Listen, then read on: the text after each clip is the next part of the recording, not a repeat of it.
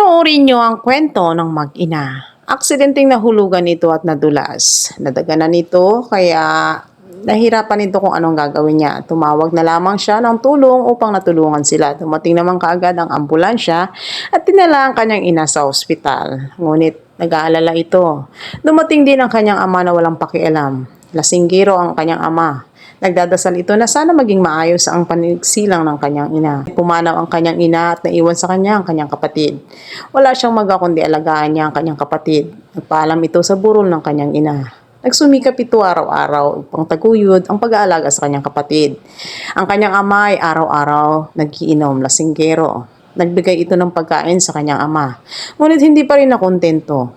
Tinapon ang hinanda nitong pagkain. Nagulat ito bakit naging ganito ang kanyang ama.